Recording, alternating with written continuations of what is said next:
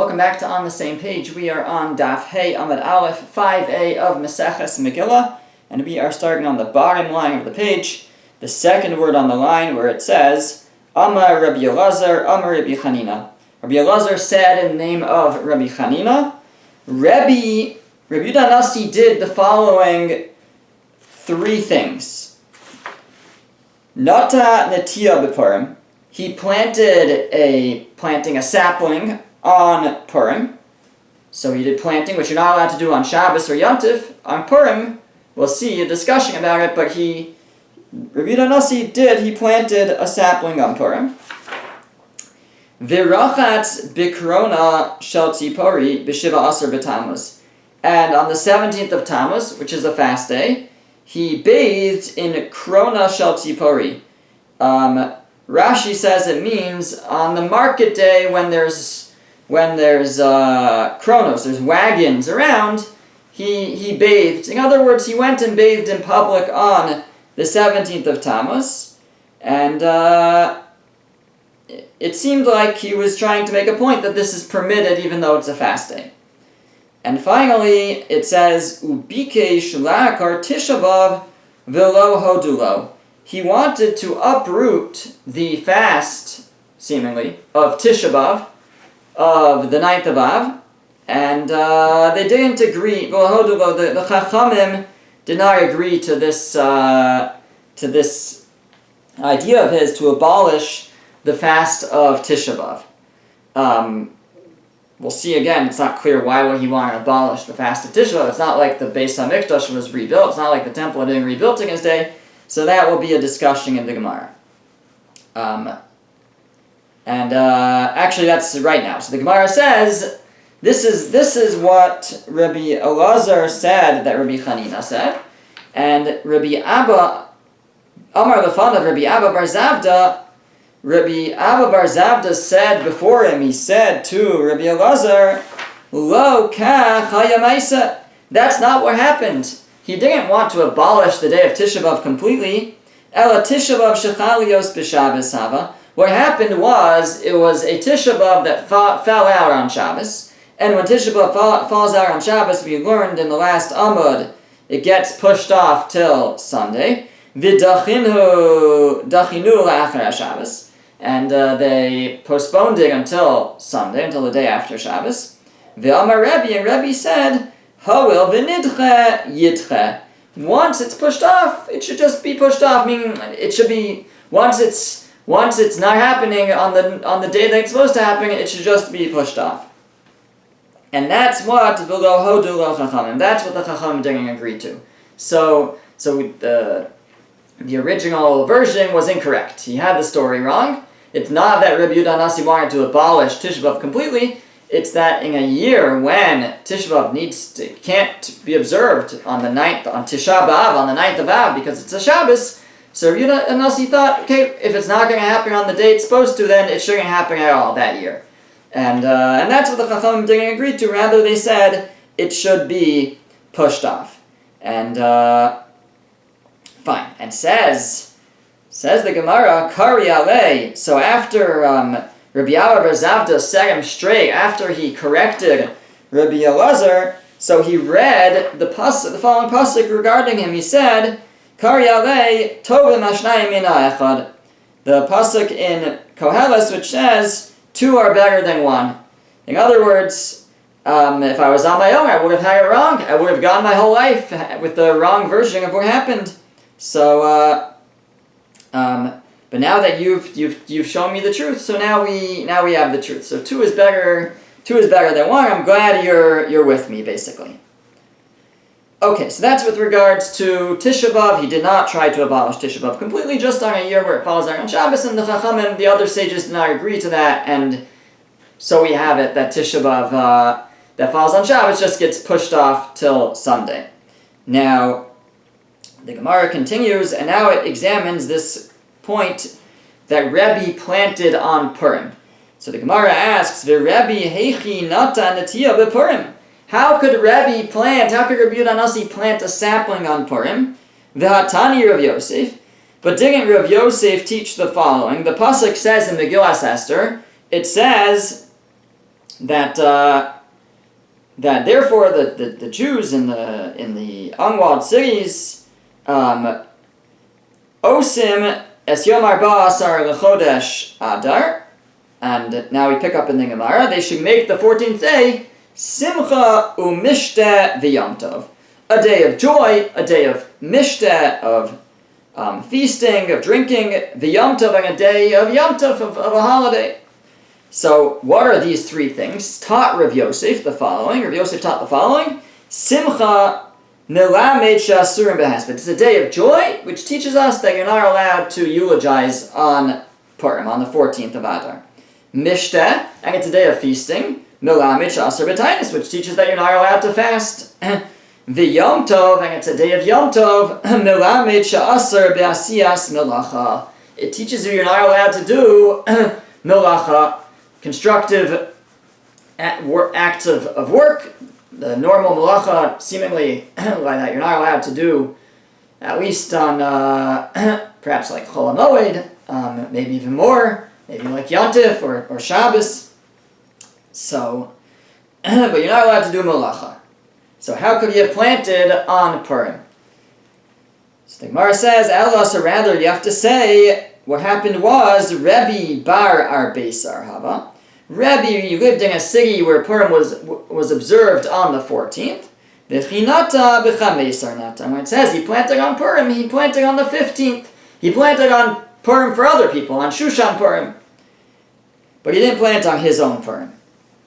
Eini, is that so? V'harebi b'taveria Hava. But Rebbe lived in Taveria and Tiberias. V'taveria mukafes choma mimos Yoshua ben Nun Havai. And Taveria was surrounded by a wall in the days of Yoshua ben Nun. And it reads on the 15th. So that doesn't help to say that he would observe on the 14th like it happened on the 15th. So Ella, so rather we have to go the other way. Rebbe bar Chameser Hava. Rebbe was someone who observed the mitzvahs of Purim on the 15th, because he lived in Taveria, in Tiberias. V'chinata, and when he planted, bar Beisar Hava, that was on the 14th. So his Purim was the 15th thing, and he planted on a Purim for other people on the 14th. Okay, so that's all assuming that indeed Taveria was surrounded by a wall from the days of Yoshua ben Nun and keeps Purim on the 15th. Ask the Gemara, Mi pshitale, is it so simple, so obvious? Did Taveria mukafes chama miyos Yoshua ben Nun, was it so obvious to Rebbe that his Purim was on the 15th, that he would go ahead and plant on the 14th? But Chizkiah would read in Taveria on both the 14th and the 15th. Why?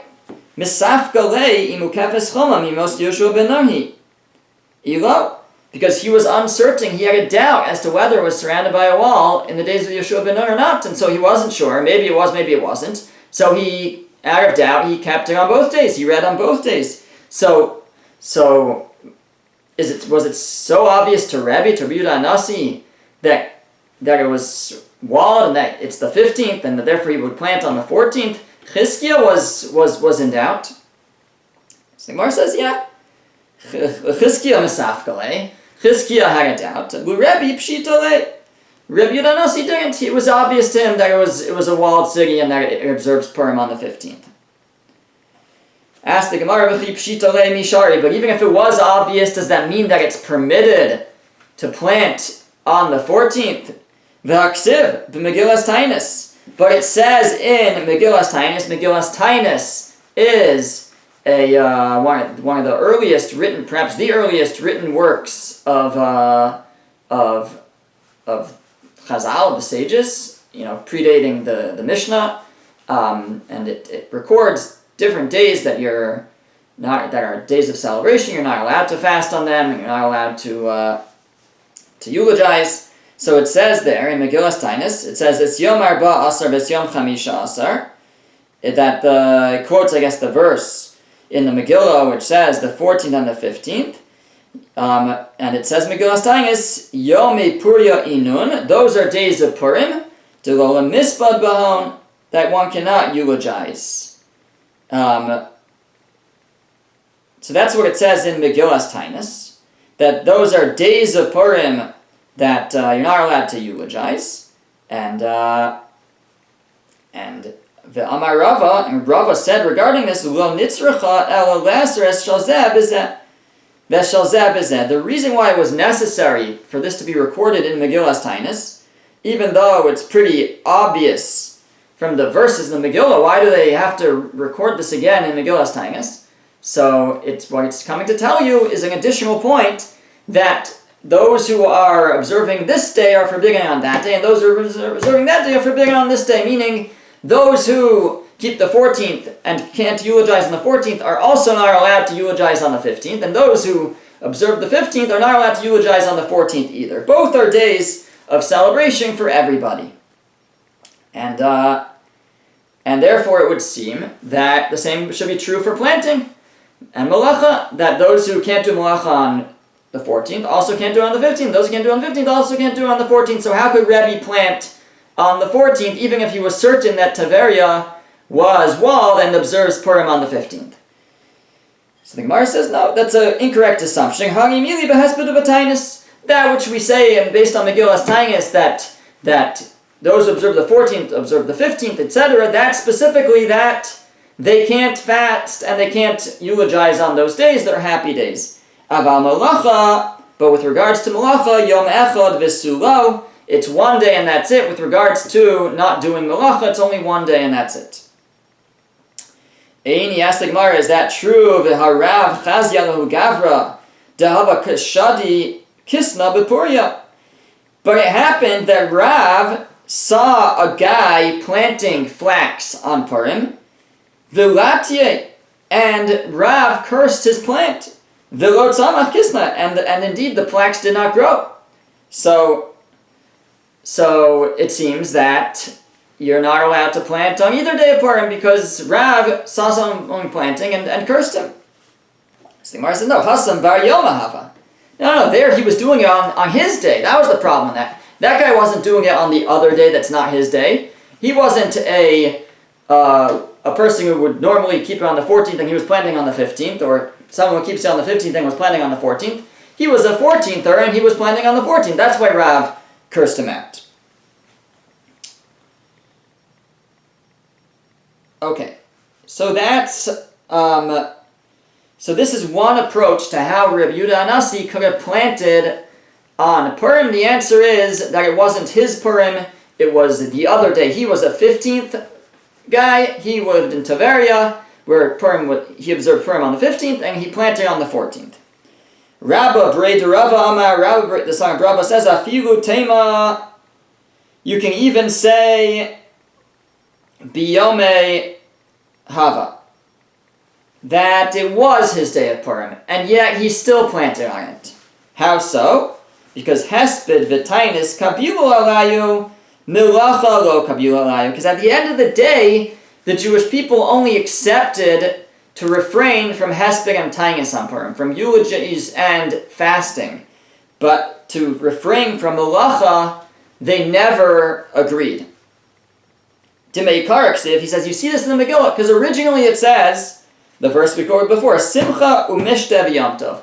It says that it's a day of Simcha, of joy and no eulogies, of Mishteh, of feasting and no fasting, and Yom Tov, a day of no malacha. But in the end it says, La'asos, that they would make them Yemei Mishteh v'Simcha, days of feasting and joy.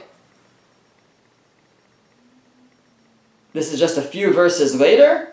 Ve'ilu Yom Tov lo ksiv, but Yom Tov it does not say anything about.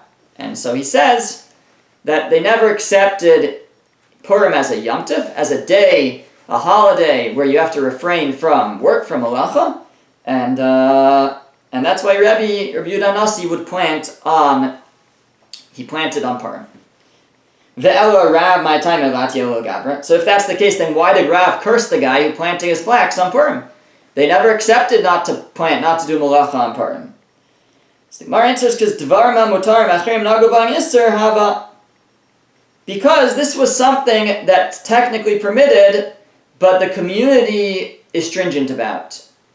And therefore, the halacha is, if the minhag, if the custom of the place is to be stringent, then everyone has to be stringent. And so Rav lived in a place where the custom was to be stringent, not to do malacha on Purim, and this guy stepped out of bounds and he planted on Purim, and therefore Rav cursed him. Uvasri de Rebbe lo nahuk, but in the place where Rebbe lived, or Rebbe Nasi lived, that wasn't the custom to be stringent, and they were lenient, and they allowed malacha on Purim. Viba Yisema, or you can say Li'olam nahuk, that maybe really, even in Rebbe Nasi's place, the custom was not to do malacha. So how could he do malacha? How could he plant? The Rebbe Netiya shel Simcha nata. What Rebbe planted was considered a Netiya shel Simcha, a sapling of joy, a happy planting. And since Purim, says Rashi, since Purim is a happy day, that was never part of the prohibition. It's a day of celebration. We do things that are celebratory, and therefore that's, I guess, why we don't work, is according to this approach, that according to the again, we're in the line of reasoning now that it's not forbidden to work on Purim, because they never accepted that, but there are places where they are stringent, and even Rebbe lived in such a place, and that's part of the joy of Purim, is don't work. So then how can he plant? How can he do constructive acts like planting? The answer is because it was a planting of joy, and that's okay to do on Purim. What's this idea of a planting of joy? We find such a thing in Maseches Tainus. Kiditnan, like we learned in a Mishnah. The Mishnah talks about different stages of drought, where there were different stages that if it wouldn't rain, it would build up. They would fast, and then they would add this and that. And it says, Avru elu v'lo nanu, if these days pass and everything they tried wasn't working, so then, mimatan v'maso matan, so then they would diminish the amount of business that they would do, of trade, the binyan, and also the binyan of Netiya, they would cut back on building, uvinatiya, and on planting, the erising of nisuin, and on betrothals and marriages. Vitana Allah, and it was taught regarding that, when we say they would cut back on building, binyan is binyan shel simcha. We mean buildings of joy, and netiya shel simcha, and plantings of joy. That's what it was talking about, that they would cut back on if it still wasn't raining. And a zeu binyan shel simcha. Why is a binyan shel simcha? What's a building of joy? Zehabone beis chasnas livno. That's to build a place, a wedding canopy for one's son. Actually,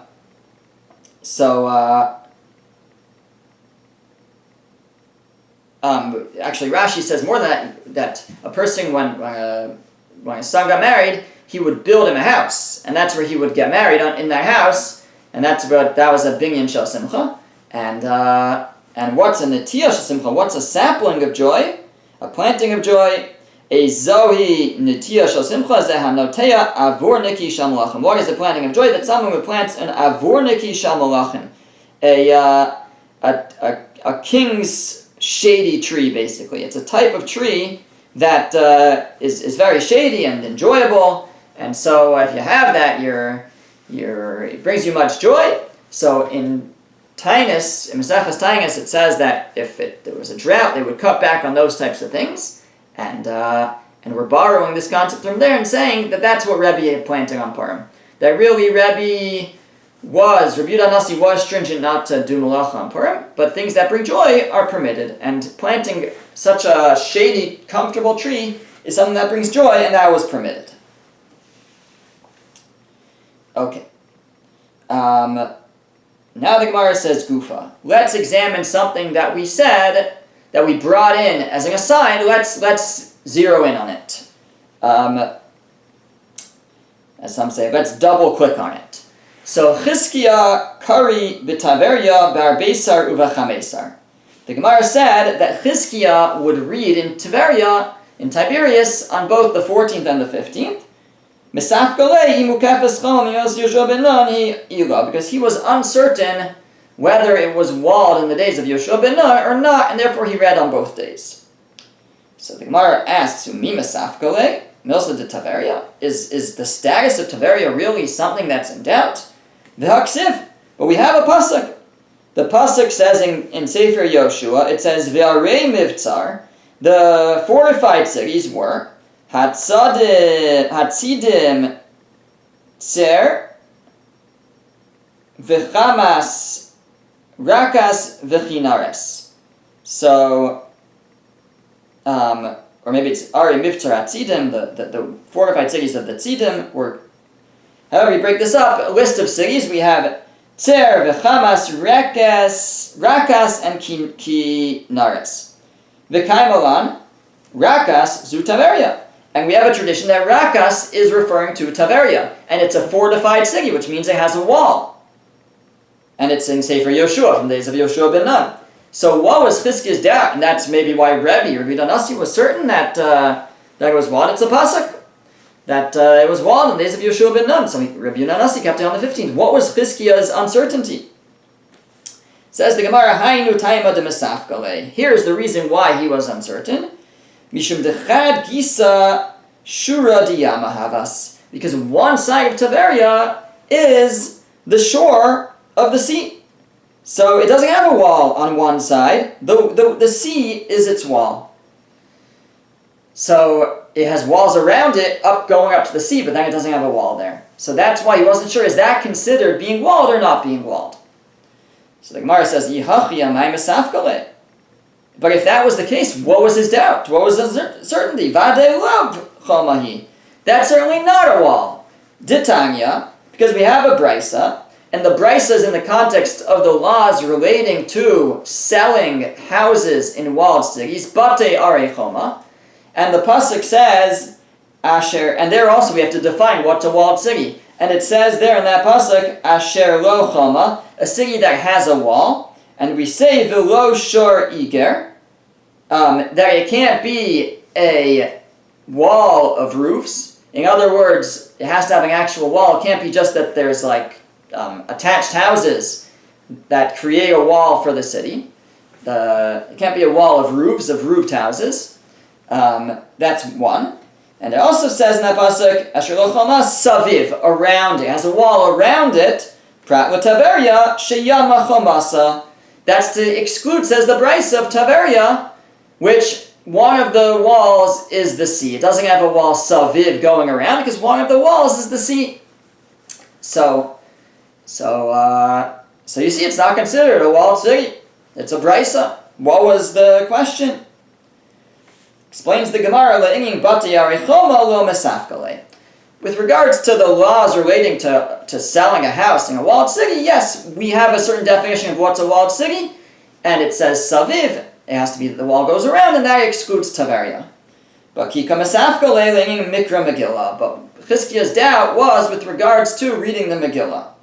Because there it contrasts cities that are prazim, that are scattered or unwalled, versus not that. So what's prazim umay mukafin d'chsivi gabi mikra Megillah? What's considered scattered, unwalled, and what's considered mukaf choma, surrounded by a wall, with regards to reading the Megillah?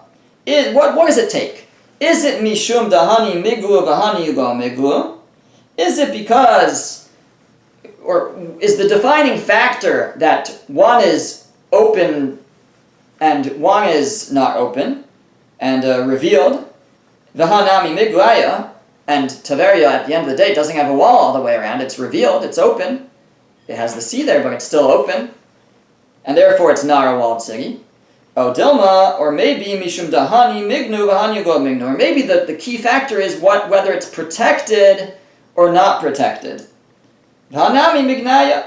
And this Taveria is protected. It has the sea behind it, but that's still protection, at least from land attacks. So Chizkiah was not Mishum Hachi Mesafkale. Because of that, he was uncertain. How do we define a walled city with regards to reading the Megillah? What is the key factor? Is the key factor that it's open, and or not open, and at the end of the day, Tiberia is open on one side, so therefore it's not a walled city, or is the key factor whether it's protected? Tiberia is protected, and therefore it is a walled city. That was Chizkiah's doubt, and that's why he read on both days. And at least in one step of the Gemara, we're suggesting, it seems actually to be the main approach, that that Chizkiah, that Reb Yehuda Nasi was not in doubt. He considered it a walled city. One more point, related, Rav Asi kari Megillah b'hutzal bar beisar u'b'chamesar. Rav Asi would read Megillah in the city of Hutzal both on the 14th and the 15th. Because again, Mesaf Galei Mukabas Cholom Yosef Yeshua ben Nun Ilo. Because he was uncertain if it was surrounded by a wall from the days of Yeshua ben Nun or not. The city of Hutzal. Ikada Amri, some of a different version of Ravasi, Amar Ravasi. Ravasi said, Hai Hutzal de Beis Binyamin. This city of Hutzal in the area of Binyamin, Mukefes Cholom Yosef Yeshua ben Nun. Yemos Yoshua. It's been surrounded by a wall since Yoshua, he wasn't in doubt. So there's two versions of Ravasi. The first one is that he was in doubt whether it was. Uncertain, he would read on both days. Second version says, no, he said clearly that, without any question, that it was walled since the days of Yeshua ben Nun, and therefore should read on the 15th of Adar. Okay, we'll pick up here next time. Be'ezer Hashem.